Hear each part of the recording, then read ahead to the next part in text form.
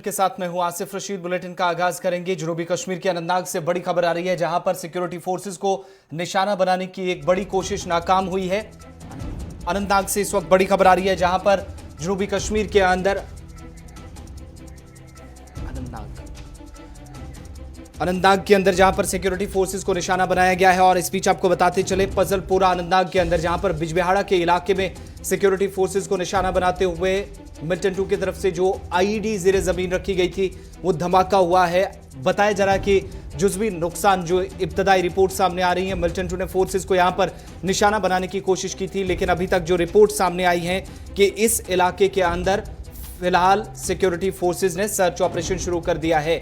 इलाके में काफी अफरा तफरी का आलम, और ये ताजा तस्वीरें उस मकाम की जहां पर यह हादसा अहम राब्ता सड़क से इसके करीबी हिस्से के अंदर हुआ, और इसके बाद फायर सर्विसेज का अमला भी यहां पहुंचा है।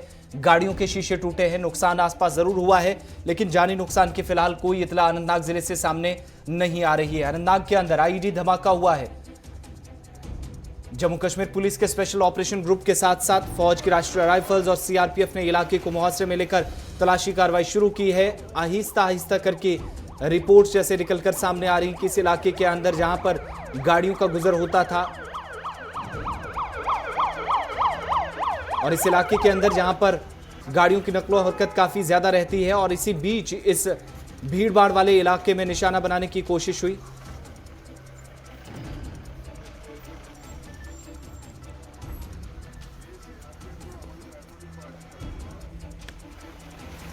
बड़ी खबर अनंतनाग से, जहां पर जम्मू कश्मीर पुलिस, फौज और सीआरपीएफ मुश्तरका ऑपरेशन इस वक्त चला रही है।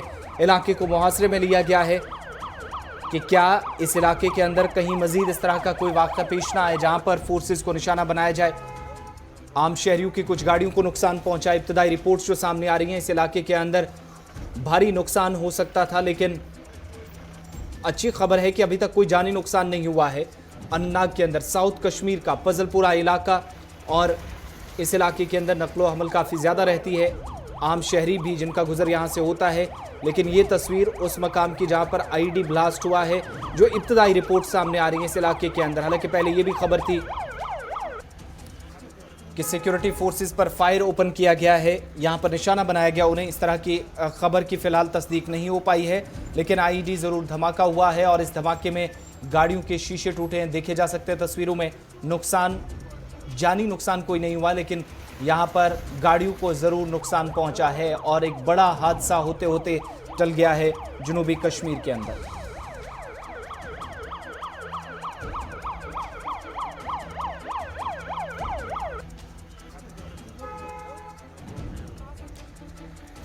जनूबी कश्मीर का अनंतनाग जिला, जहां पर इस इलाके के अंदर आमतौर पर सुर्खियां बनती हैं, मिल्टन 2 की मूवमेंट्स रहती है, या फिर सर्च ऑपरेशन फौज की तरफ से, पुलिस की तरफ से, सीआरपीएफ की तरफ से मुसद्दक़ा इतलात मिलने के बाद शुरू किए जाते हैं। तो इस इलाके में ज़रूर खबरें सामने आती हैं कि ज़रूर कोई ना कोई ऐसा वाक़या पेश आया जहां पर मिलिटेंसी से जोड़कर इनको देखा जाता रहा। लेकिन इस वक्त बड़ी खबर अनंतनाग ज़िले से, एक ऐसा मकाम जहां पर नकलो हमल काफ़ी ज़्यादा लोगों की रहती है, गाड़ियाँ काफ़ी दोनों अतराफ गुजर होता है गाड़ियों का, और इस सड़क के किनारे पर तस्वीरें भी काफ़ी कुछ बयां कर रही कि धमाका कितने ज़ोरदार हो सकता है, किस नौइयत का होगा, और अगर यहाँ पर कोई शख्स होता या शहरी कोई इसका निशाना बनता तो शायद उनकी जान भी जा सकती थी। लेकिन फ़िलहाल इब्तदाई रिपोर्ट्स इस धमाके से जो 30 से 40 मीटर की दूरी पर आसपास जो गाड़ियाँ खड़ी थी उनके शीशे चकनाचूर हुए हैं, जिसमें नुकसान पहुँचा है। फायर सर्विसेज का अमला और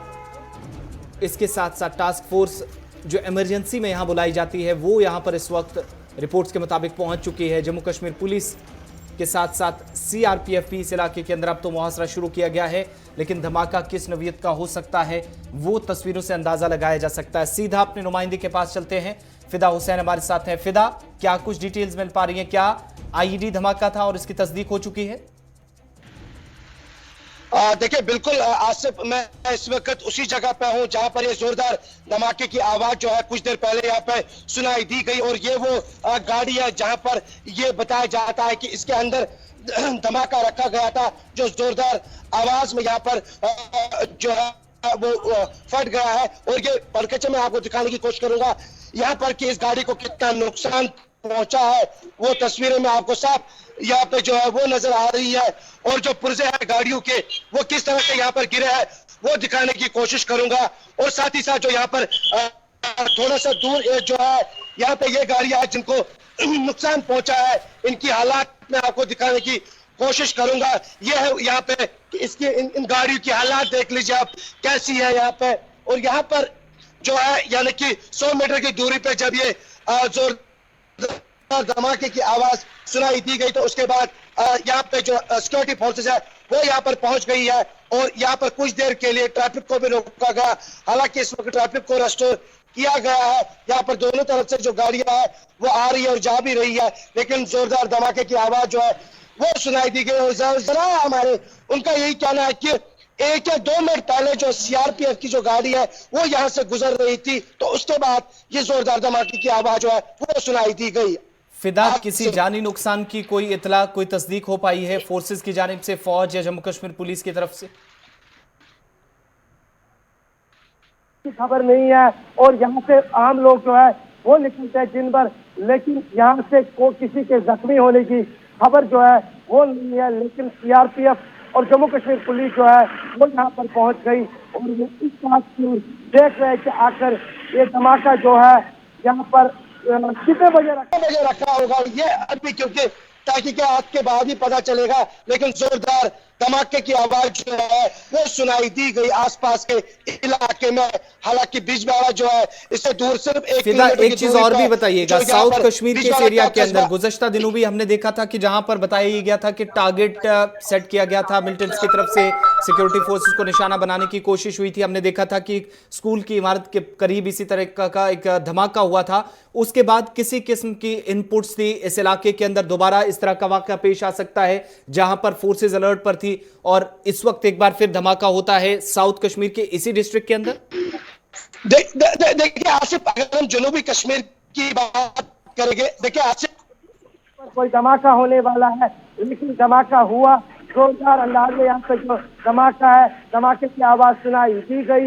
यहाँ पर जो गाड़ियां हैं उनको नुकसान पहुंचा है, और भी मैं दिखाने की यहाँ पर आपको कोशिश करूंगा जिन जितना नुकसान हुआ है। यहाँ तक यानी कि ये गाड़ी की हालात है वो यहाँ पर रखी गई थी, और यहाँ पे एक शोरूम भी है, इसको भी नुकसान पहुंचा है। इसकी हालात भी मैं आपको दिखाने की कोशिश करूंगा। यहाँ पर ये इसके जो शीशे हैं वो यहाँ पर नीचे आ चुके हैं, और धमाका वहाँ पर हुआ है जिस जगह पर मैं आपको दिखाने की कोशिश कर रहा हूँ। 200 मीटर की दूरी पर ये जोरदार धमाका हुआ, जहाँ पर किसी के जख्मी होने की खबर नहीं है। हाथ फिदा, क्या इस इलाके के अंदर सुबह सुबह पेट्रोलिंग पार्टियां भी होती हैं? ये माना जाए कि उनको टारगेट बनाने की कोशिश थी, जो हादसा एक बड़ा हादसा होते होते हुए टल गया है। आसिफ देखिए, ये पुराना नेशनल हाईवे है जी, लेकिन ये पुराना नेशनल हाईवे है जहाँ से जो कानवानी वो आती थी और जाती थी जम्मू के लिए, और जम्मू के लिए श्रीनगर। लेकिन अब इस शहर पर कानवानी तो नहीं होती है, लेकिन सिविल ट्रैफिक होता है, और जो ऑफिसर सिक्योरिटी कहीं ना कहीं पे वो इस तरह का इस्तेमाल जरूर करते हैं, इस तरह का इस्तेमाल वो जरूर करते हैं। लेकिन यहाँ से उस वक्त कोई भी गाड़ी जो है कानवाई यहाँ से नहीं निकलती है। ये मैं साफ कर दूं आपको यहाँ पे आसिफ कि कानवाई यहाँ से नहीं आती है न जाती है, लेकिन मूवमेंट रहती है यहाँ पर, और जो आरोपी है वो रहती है यहाँ पर, सीआरपीएफ के आरोपी यहाँ पर हमेशा रहती है। आसिफ, एक चीज और भी बताइएगा, तस्वीरें दिखाने की कोशिश कीजिएगा उस मकाम की, क्योंकि जो टुकड़े गाड़ियों के अभी देखे जा सकते हैं या फिर जो हालत है जो हम तस्वीर अभी देख पा रहे हैं, इससे एक बात तो साफ नजर आती है, जाहिर होता है कि किस नौइयत का ये धमाका हो सकता है। किसी तरह की इनपुट्स थी कि इस इलाके के अंदर मूवमेंट या इस तरह की हलचल रहती है इस इलाके के अंदर पहले से, जहां पर फोर्सेस को निशाना बनाने की कोशिश हो, या फिर सरगर्मियां काफी ज्यादा फोर्सेस एहलकारों की तरफ से भी की जाती हैं? देखिए जरूर यहाँ पे मैं आपको कहना चाहता हूँ कि जब यहाँ पर धमाका हुआ, एक बार फिर मैं बता दूं आपको, जब धमाके की आवाज सुनाई दी गई, इस शायरा पर ट्रैफिक मूवमेंट जो है वो 24 घंटे रहती है, क्योंकि पुराना नेशनल हाईवे है, पुराना शहर है ये, और यहाँ पर काफी ज्यादा भीड़ भी रहती है। और ये जो शोरूम है, इस शोरूम का भी यहाँ पर जो गाड़ियां है वो इसके बाहर रहती है दिन भर, और जब यहाँ पर लोग होते हैं, लेकिन एक बड़ा ये मैं कहूंगा कि यहाँ पर कि उस वक्त कोई भी शख्स यहाँ से नहीं गुजर रहा था, लेकिन 2 मिनट पहले ये बता दूं आपको मैं। बहुत बहुत शुक्रिया फिदा हुसैन तमाम जानकारी के लिए। 2 मिनट पहले यहां से सीआरपीएफ की गाड़ी जरूर गुजरी थी, लेकिन किसी तरह का नुकसान नहीं, फिलहाल जानी नुकसान की कोई इतला नहीं है इस इलाके के अंदर। इस वक्त इलाके को कॉर्डन ऑफ करके सर्च शुरू की गई है और इस इलाके के अंदर मजीद इस तरह कोई हादसा पेश ना आए जहां पर सिक्योरिटी फोर्स को नुकसान उठाना पड़े, इसकी कम से कम कोशिश की जा रही, इससे बचा जाए। जो बख्तरबंद गाड़ियां हैं वो भी बाज़ाब्ता देखी जा सकती हैं। यहां पर फौज भी पहुंच चुकी है, राष्ट्रीय राइफल्स के साथ साथ सीआरपीएफ ने पूरे इलाके का घेराव किया है और जम्मू कश्मीर पुलिस की भी मदद ली जा रही है। बढ़ते हैं आगे, बात जब आईईडी की हो रही है तो जम्मू के अंदर भी 2 दिन पहले एक आईईडी बरामद की गई। 650 किलोग्राम के करीब सिक्योरिटी फोर्सेस का दावा था कि एक पैक्ड आईईडी जो यहां से मवाद बरामद किया गया और इसमें एक गिरफ्तारी पहले अमल में लाई गई। वसीम काजी नाम का एक और नौजवान गिरफ्तार किया गया, लेकिन इस मामले में अब अदालत ने दूसरे नौजवान को जिसे गिरफ्तार किया गया था 14 दिनों की पुलिस तहवील में भेज दिया है। अदालत के सामने पुलिस की तरफ से इस नौजवान को पेश किया गया था। तहकीकात में मजीद गिरफ्तारियां मुतवक्का है, पुलिस का यह मानना है, क्योंकि 14 फरवरी को जो वाक़या पेश आया उसके बाद गिरफ्तार नौजवानों की तादाद जरूर 2 पहुंची है, लेकिन अदालती फैसले को नौजवान चैलेंज भी कर सकता है, पिटीशन दायर कर सकता है, दरख्वास्त देकर वो 14 दिनों की जो तहवील है जिसका फैसला एनआईए की खुसूसी अदालत के जज ने दिया है, पुलिस की तरफ से उसे पेश किया गया था, इसको चैलेंज किया जा सकता है। एक ऑप्शन यहां पर जरूर एक्यूज के पास रहेगा, जो मुलव्विस अफराद हैं, मुलव्विस नौजवान हैं, उसके पास रहेगा। लेकिन फिलहाल तहकीकात चल रही है, कुछ और गिरफ्तारियां हो सकती है। पुलिस ने पहले ही साफ कर दिया है कि जो कुछ हुआ वो सिर्फ जम्मू कश्मीर के अंदर, अगर जम्मू के अंदर कुछ घटा है तो इसके पीछे जड़ें न सिर्फ चंडीगढ़ तक, पंजाब तक, बल्कि हथियार बिहार से लाने की भी बात हुई थी। सांबा तक जब बैनुल अक़वामी सरहद तक सर्च ऑपरेशन शुरू किए गए तो मुतअद्दिद मकामात पर न सिर्फ हथियार बरामद किए गए, असला बरामद किया गया, बल्कि कई मुश्तबा अफराद की गिरफ्तारियां भी अमल में लाई गई। इन्हीं गिरफ्तारियों में से एक गिरफ्तारी ज़हूर राथर की भी थी, जिसके अहले खाना ने कल श्रीनगर के अंदर एहतजाज किया। जनूबी कश्मीर के अंदर भी नाराजगी थी कि वो पहले मिल्टन 2 की सफूक में शामिल जरूर हुआ था, लेकिन 2006 में खुद सुपुर्दगी की, वो अलग थलग हो चुका है, किसी भी तंजीम से कोई वाबस्ता अब नहीं है, उसकी कोई वाबस्तगी नहीं है, वो आम शहरी की तरह जिंदगी गुजारता है। तो ये सारे मामला जम्मू के इस केस के साथ जोड़कर देखे जा रहे हैं। दूसरे नौजवान को भी पुलिस ने अदालत के सामने पेश किया था, जिसे 14 दिनों की रिमांड में पुलिस तहवील में अदालत के एनआईए की खुसूसी अदालत के जज ने भेज दिया है। बढ़ते आगे, बात अजमेर दरगाह की, जहां पर सूफी हजरत ख्वाजा मोइनुद्दीन चिश्ती अलैहिर्रहमा के 809वें उर्स मुबारक के मौके पर खास और आम ज़ायरीन की तरफ से चादर पोशी की जा रही है और ऐसे में मरकजी हुकूमत की जानिब से भी वज़ीर आज़म नरेंद्र मोदी की जानिब से चादर जो आज सुबह 11 बजे के करीब दरबार ख्वाजा में पेश की गई है। वज़ीर आज़म की जानिब से पेश की जाने वाली चादर को मरकजी वज़ीर बराए अक़लियती अमूर मुख्तार अब्बास नकवी खुद लेकर अजमेर शरीफ पहुंचे हैं। नकवी आज सुबह 9:30 बजे दिल्ली से बज़रिया हवाई जहाज़ अजमेर पहुंचे और 10:30 बजे अजमेर के किशनगढ़ हवाई अड्डे पर उतरे और उसके बाद 11 बजे ख्वाजा गरीब नवाज अलैहिर्रहमा की दरगाह पर वज़ीर आज़म नरेंद्र मोदी की जानिब से पेश की गई चादर को चढ़ा दिया है। इसके अलावा ज़ियारत के बाद मुख्तार अब्बास नकवी दरगाह शरीफ में कुछ नए तामीराती काम का जहां पर अजरा करेंगे। तामीरात का अजरा करने के साथ साथ जो खुसूसी कामकाज है, औकाफ का काम है, बाकी जिम्मेदारान का काम है, उसका भी जायजा लेंगे। मुख्तार अब्बास नकवी के प्रोग्राम के सिले में जिला पुलिस ने हिफाजती इंतजामात मुकम्मल पहले से कर लिए थे। अजमेर के अंदर जहां पर 809वां उर्स हजरत ख्वाजा मोइनुद्दीन चिश्ती अजमेरी अलैहिर्रहमा का, जहां इस बार कोविड प्रोटोकॉल को अमल दरामद इस पर करते हुए आज यहां पर तमाम सरगर्मियां अंजाम दी जाएंगी और उर्स मुबारक में ज़ायरीन की एक बड़ी तादाद पहुंचेगी। देग से लंगर भी यहां पर लिया जाएगा, जो लंगर लगता है देग से, और उसके बाद यहां पर बाज़ाब्ता जो तबरुकात हैं उसकी तकसीमकारी का अमल भी शुरू होता है। इन सब के बीच में आज कोविड प्रोटोकॉल को भी फॉलो किया जाएगा, लेकिन आपको ये भी याद दिलाते चलें कि कोविड-19 के बीच तमाम मजहबी मकामात जो बंद रहे, उन सब के बीच में हज़रत ख्वाजा मोइनुद्दीन चिश्ती की दरगाह भी बंद रही और ज़ायरीन की तादाद बहुत कम थी, सन्नाटा पसरा था। अब यहाँ पर आहिस्ता आहिस्ता रौनक लौट रही है और लोगों का आना शुरू हो गया है। आज 809वें उर्स का सिलसिला शुरू हो गया है और इस बीच वज़ीर आज़म नरेंद्र मोदी की चादर जो कि अजमेर पहुंच गई है, पेश कर दी गई है मुख्तार अब्बास नकवी की तरफ से, और बाकी लोग भी यह के बाद दीगर यहां पर एहतियाती तदाबीर को फॉलो करते हुए, उन पर अमल दरामद करते हुए आगे बढ़ रहे हैं।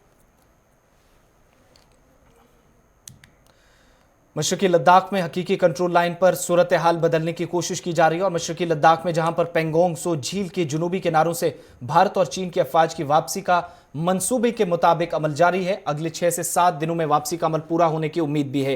ये जानकारी वजारत दिफा के जराये ने दी है और यह भी कहा जा रहा है कि चीन की पीपल्स लिबरेशन आर्मी यानी पीएलए ने कई बंकर, आरजी चौकियां और दीगर ढांचों को शुमाली किनारे वाले इलाकों से हटा लिया है और इलाके में अपनी अफवाज की तादाद भी रफ्ता रफ्ता कम की जा रही है।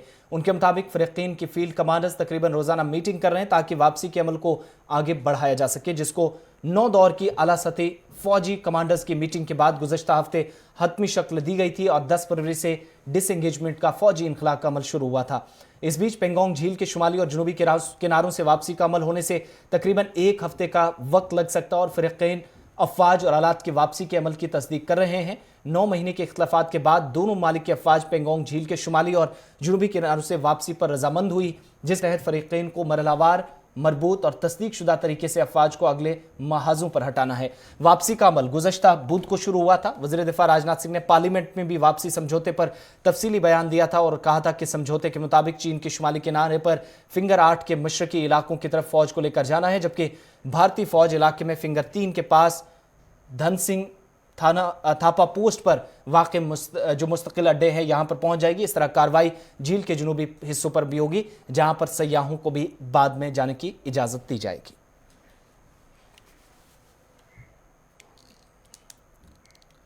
शुमाली कश्मीर में आग की वारदात से मुसलसल यहां पर लोगों को नुकसान उठाना पड़ रहा है और इस बीच हरथ-रतन शुमाली जिला पटन के अंदर बारामूला में जहां पर दौरान शब आग की एक और होलनाक वारदात में एक रिहायशी मकान मुकम्मल तौर खाकस्तर हो गया। सिंहपुरा पटन में देर रात आग में भारी नुकसान हुआ है। लोगों ने मुतासरीन की इमदाद के लिए जिला इंतजामिया और मकामी इंतजामिया, तहसील इंतजामिया से भी अपील की है।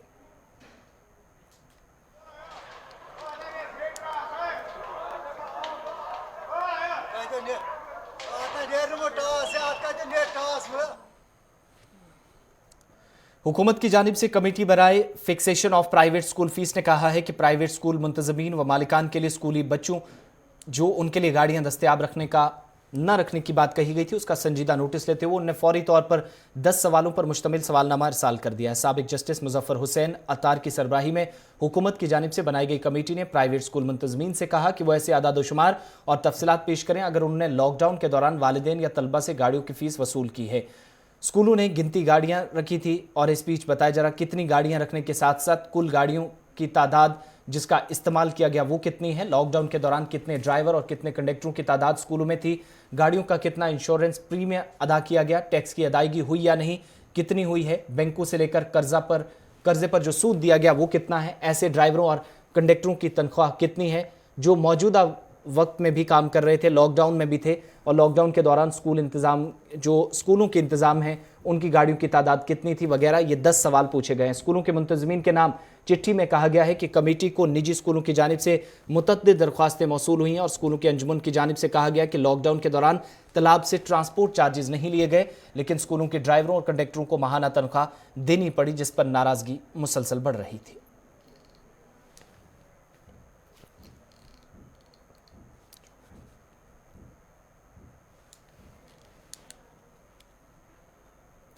जम्मू कश्मीर के लेफ्टिनेंट गवर्नर मनोज सिन्हा मुसलसल दिल्ली और मुंबई में इन दिनों मुलाकातें कर रहे हैं और आज माना जा रहा है कि दिल्ली के अंदर कुछ अहम लोगों से मुलाकात हो सकती है। मुंबई के अंदर जहां पर कई लोगों से उनकी मुलाकात हुई, जिसमें फिल्म इंडस्ट्री से वाबस्ता सितारे, डायरेक्टर से लेकर प्रोड्यूसर्स और बाकी लोगों से उन्हें बातचीत की है। इस बीच जहां पर कल भी उन्होंने कहा कि कश्मीर में दहशतगर्दी के खौफ को जड़ से उखाड़ फेंकने का अमल तेज रफ्तारी से जारी है।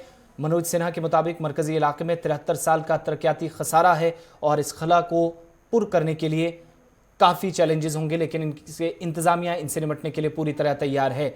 जहां पर जम्मू कश्मीर के अंदर सरमायाकारी के फ़रोग के साथ साथ बॉलीवुड इंडस्ट्री को मौका फराहम करने और दोबारा फिल्मों की शूटिंग वगैरह और सयाहती शोबे से वाबस्ता लोगों को बराह रास्त फ़ायदा पहुंचाने के लिए लेफ्टिनेंट गवर्नर इस मकसद से जम्मू कश्मीर से बाहर हैं। मुंबई में इस बीच मुलाकातों का सिलसिला चल रहा है।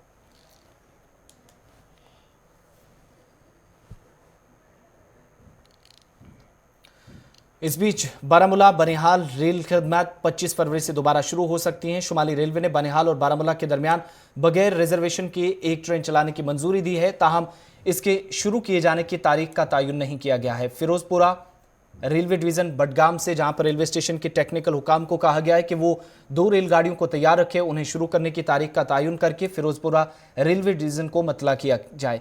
बनिहाल से बारामूला के लिए ट्रेन नंबर 74-615 चलेगी, जबकि बारामूला से बनिहाल के लिए 74-628 ट्रेन को चलाया जाएगा और 30,000 लोग जो रोजाना इस ट्रेन के जरिए सफर करते थे उनके लिए राहत की खबर है, जहां उन्हें राहत पहुंचाने की पूरी तैयारी की गई है।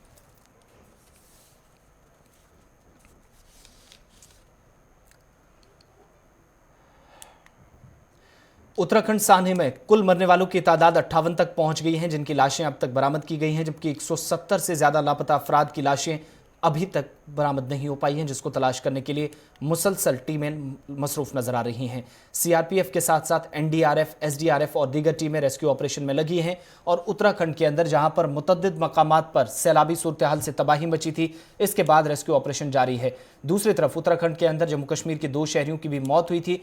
58 लाशें अब तक बरामद कर ली गई हैं और यहां पर बचाव कार्रवाइयां मुसलसल जारी हैं, जहां पर फोर्सेज एहलकारों का मानना है कि उनकी तरफ से भी उन मकामात पर जहां पर पानी सबसे पहले दाखिल हुआ था, लोगों को बचाने के लिए, खासतौर से वो लोग जो यहां काम में मसरूफ थे, उनकी हिफाजत को यकीनी बनाने के लिए इकदाम तो कर रही थी, लेकिन हर दिन गुजरने के साथ साथ उम्मीदें भी टूट रही हैं।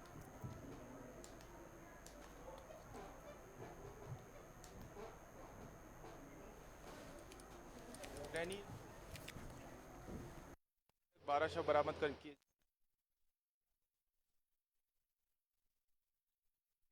उसको पूरी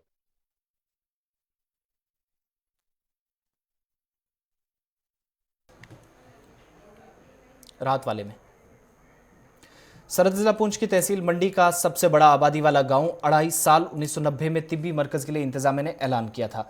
आज 30 वर्षों के बाद भी तिब्बी मरकज का ढांचा न होने के मुतअद्दिद इलाकों की आवाम इससे बेबसी का शिकार है। इलाके में कायम तिब्बी सेंटर मौजूदा वक्त में आर्जी तौर पर एक कच्चे मकान में चलाया जा रहा है, जिससे 3 पंचायतों के अवाम सख्त मुश्किलात से दो चार है। मकामी लोगों ने इंतजामिया की बेहसी पर सवाल उठाए। इन लोगों के मुताबिक आर्जी तौर पर चलाए जा रहे तिब्बी मरकज की इमारत बोसीदा होने के सबब किसी भी बड़े हादसे को दावत दी जा रही है। मकामी आबादी ने महकमा सेहत के आला हुकाम से इलाके की जानिब तवज्जो मरकूज कर मुदाखलत की अपील की है, ताकि कसीर आबादी बुनियादी सहूलियात या तिब्बी खदमात से महरूम ना रहे। जहाँ तक सब सेंटर का मामला है, अढ़ाई गांव तकरीबन 15,000 आबादी पर मुश्तमिल है और इतनी बड़ी आबादी और 3 पंचायतों के होने के बावजूद एक सब सेंटर है और उस सब सेंटर में अगर वहाँ की इमारत को देखा जाए तो एक बोसीदा इमारत, मतलब बिल्डिंग नहीं है, किसी बोसीदा मकान में रखी गई है, जिसमें एक कमरा है और कमरा की हालत नागुफ्ते है। अगर कहीं पे वैक्सीनेशन के टाइम या फिर बच्चों को जो पोलियो के कतरे पिलाए जाते हैं उस टाइम, या अगर कहीं भीड़ जमा हो जाए, तो मुझे लगता है कि वो इमारत जो है वो गिर सकती है। निहायत बोसीदा है। आवाम फैसिलिटी के लिहाज से बहुत महरूम है, हेल्थ की फैसिलिटी के हिसाब से, चाहे वो मेडिकल स्टाफ की वजह से हो या अद्वियात की वजह से हो या फिर इंफ्रास्ट्रक्चर की तो बहुत कमी है। सबसे बड़ी बात इस वक्त हमारे अढ़ाई में जो अढ़ाई हवेली पंचायत की बात सबसे बड़ी बात इस वक्त हमारे अढ़ाई में जो अढ़ाई हवेली पंचायत की बात करें तो यहाँ पे हमारे पास 2 सब सेंटर हैं और बिल्डिंग दिखने में तो बोर्ड वगैरह लगे हुए हैं, लेकिन सबसे खस्ता हालत यहाँ पे ये है कि यहाँ पे हमारे पास कोई बेहतर जो है वो यहाँ पे बिल्डिंग नहीं है। यहाँ पे इंफ्रास्ट्रक्चर जो है बनाने की अशद ज़रूरत है। और सर दूसरी बात यह है कि हमारे पंचायत अढ़ाई पंचायत मलका की बात करूं तो वहाँ पे हमारी बदकिस्मती ये है कि वहाँ पे बहुत बड़ी पॉपुलेशन है और पॉपुलेशन होने के बावजूद जो है वहाँ पे कोई भी सब सेंटर मौजूद नहीं है। ऊपर मोरियाँ की बात करें, वहाँ पे रोड पे आते आते बहुत टाइम लगता है, जिसकी वजह से मरीज़ को जो है वो बहुत दिक्कत होती है। जैसे आपके चैनल के माध्यम से मैं आला हुकाम से ख़ासकर हमारे CMO साहब और हमारे डिप्टी कमिश्नर साहब से ये गुजारिश करूँगा कि आप जो है वो अढ़ाई का विज़िट करें, अढ़ाई में आए और देखें कि वहाँ पे आवाम को जो है वो कितनी मुश्किलात का सामना करना पड़ता है। खबरों के इस बुलेटिन में बस इतना ही। आसिफ रशीद को इजाज़त दीजिए।